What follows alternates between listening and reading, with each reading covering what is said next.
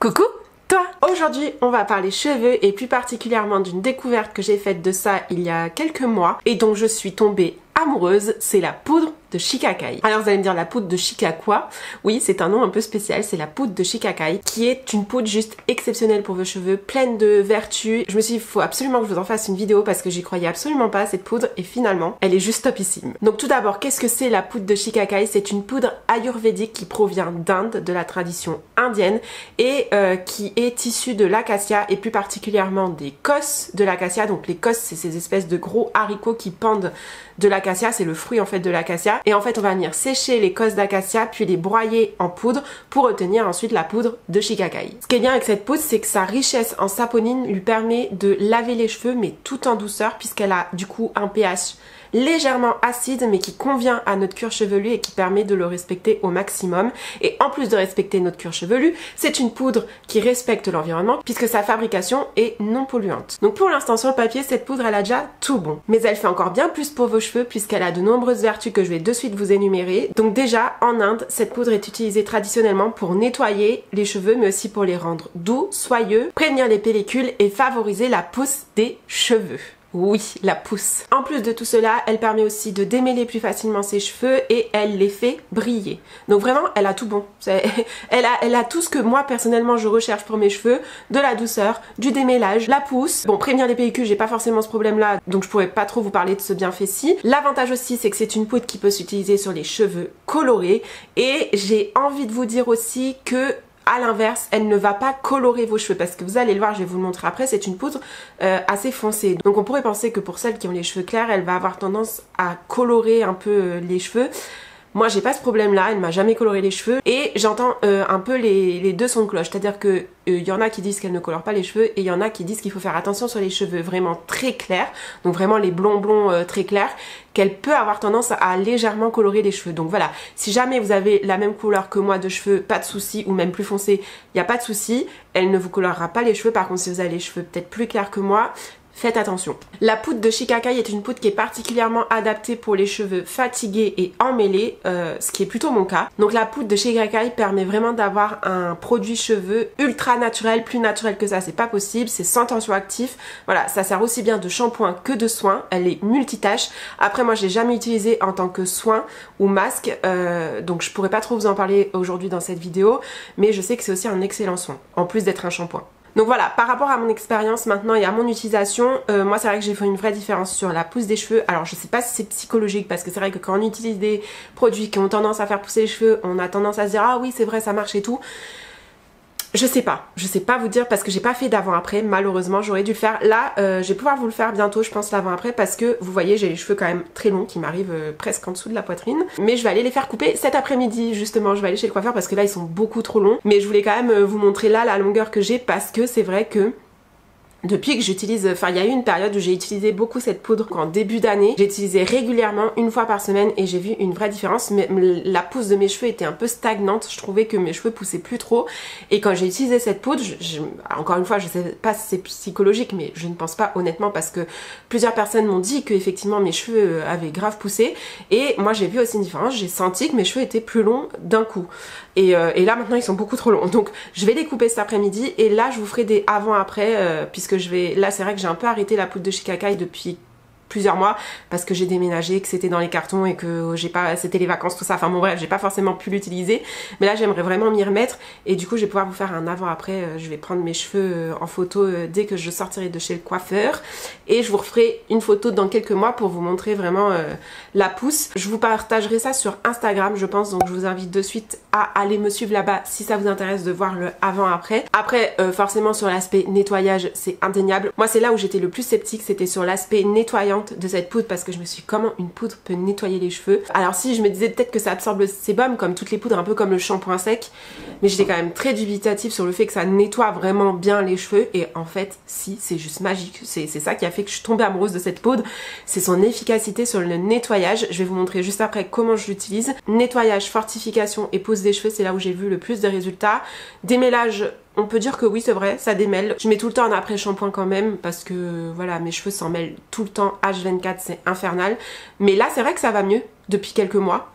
donc peut-être que c'est lié à la poudre de Shikakai. D'habitude quand ils sont longs comme ça c'est infernal, mais là j'ai plus trop de problèmes. Après brillance, j'ai pas vu spécialement de différence. Pellicule, je vous ai dit, j'en ai pas, donc je vois pas de différence non plus. Mais voilà, c'est vrai que c'est une poudre qui est géniale pour utiliser entre deux shampoings notamment. Moi c'est pour ça à la base que j'ai voulu l'utiliser, c'est pour son aspect vraiment nettoyant, parce que je cherchais pas forcément à faire pousser mes cheveux plus que ça. Je voulais réduire vraiment ma fréquence de lavage parce que je les lave 3 fois par semaine. J'avais réussi à les laver que 2 fois par semaine et j'ai dû repasser à 3 fois par semaine. Et c'est vrai que bah du coup je me suis dit je vais utiliser la poudre de Shikakai entre 2 nettoyages, 1 fois par semaine, pour éviter de trop agresser mes cheveux et de faire un nettoyage le plus doux possible.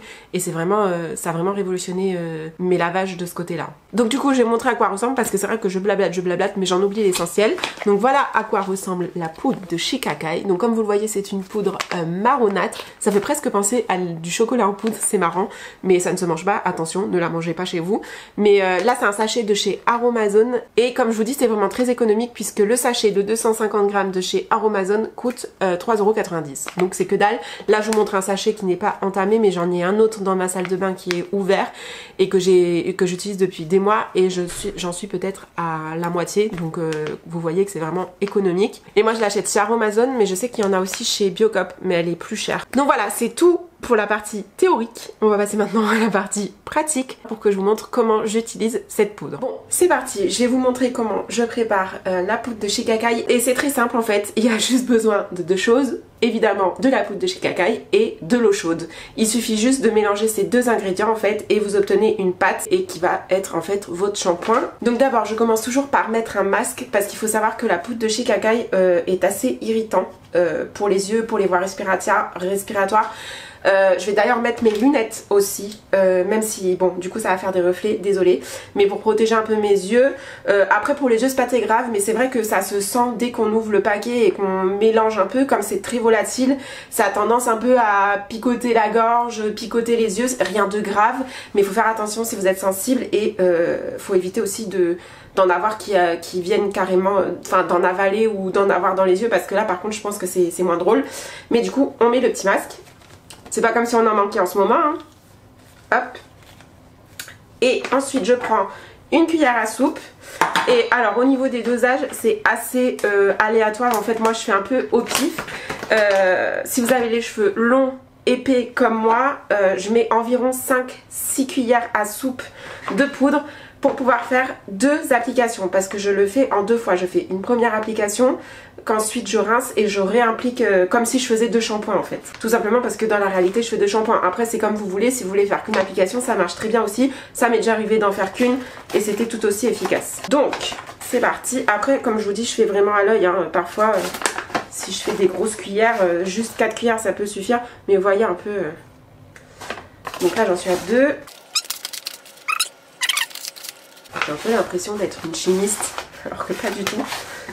Et là, vous voyez, ça y est, je sens que ça me fait un petit peu tousser. Hop, voilà. Donc, au niveau de la quantité, j'ai ça. J'ai, on va dire, un peu plus d'un quart de mon bol. Mon bol breton, d'ailleurs, qui n'a pas ce genre de bol à la maison? Franchement, dites-moi, je crois qu'on en a tous un comme ça avec notre nom. Et ensuite, je viens prendre de l'eau bouillante que j'ai fait à la bouilloire juste avant. Et je viens en verser, donc... Pareil, au niveau de la quantité, j'en mets pas trop, je fais en plusieurs fois. Vaut mieux toujours en mettre moins que trop. Alors, ah voilà. Donc le but c'est d'obtenir une pâte ni trop liquide ni trop épaisse en fait. Donc c'est pour ça qu'il vaut mieux ajuster au fur et à mesure. Je sais pas si vous voyez bien. Là ça va pas être assez, je le vois direct. Vous voyez que la pâte est beaucoup trop épaisse. Donc je vais venir en remettre, j'en ai clairement pas mis assez. Et là j'en ai trop mis, je crois. Donc ça c'est pas grave si j'en ai trop mis. Je vais venir remettre de la poudre après. J'en aurai beaucoup du coup. Mais c'est pas grave parce qu'il faut savoir que ce mélange là il se garde assez bien au frigo pendant plusieurs jours, voire une semaine. Moi j'ai jamais testé plus d'une semaine. Mais au bout d'une semaine c'est toujours aussi nickel et ça se garde très bien. Vous pouvez la réutiliser. Et au niveau de l'odeur c'est assez marrant. Au début j'ai pas du tout aimé l'odeur. Je trouvais ça spécial. Ça a une odeur un peu de... Je dirais de fruits rouges. Enfin pas fruits rouges mais... de quelque chose que je connais, d'un fruit genre de raisin sec. Donc au début ça m'a dérangé cette odeur et au final maintenant j'adore. Bizarrement. Bah en fait, non en fait elle est bien. Je vais pas rajouter de poudre, c'est très bien là. En fait il faut que ce soit une consistance un peu style yaourt. Voilà, un peu la texture qu'il faut avoir, c'est ça. En fait c'est ça. que ce soit quand même assez facile à appliquer sur le cuir chevelu en fait. Faut pas que ce soit trop épais pour que vous puissiez pas l'étaler, mais faut pas que ce soit trop liquide pour que ça vous coule partout et que vous arriviez pas non plus à l'étaler. C'est juste pour ça. Et l'eau chaude, alors je vous avoue que je me suis jamais renseignée sur pourquoi il fallait mettre de l'eau chaude. Mais je pense que c'est tout simplement parce que la chaleur va venir activer vraiment les bienfaits de la poudre. Je ne sais pas pourquoi je suis essoufflée alors que je ne fais rien de spécial. Je pense que c'est le masque, je peux l'enlever maintenant. Parce que j'ai chaud et tout, en plus j'ai la lumière juste derrière. On est bon je pense, j'ai bien mélangé. On a la bonne quantité, je m'en suis foutue partout. Comme d'hab. Donc du coup là je vais aller l'appliquer sur mes cheveux. Je vais pas vous montrer parce que ça va être trop compliqué sous la douche et tout. Mais en gros comment je fais, c'est très simple. Je prends de la pâte dans mes mains. Je viens l'étaler en massant tout mon cuir chevelu, les racines et tout. J'en mets bien en dessous, au-dessus, vraiment à chaque racine, même vers là.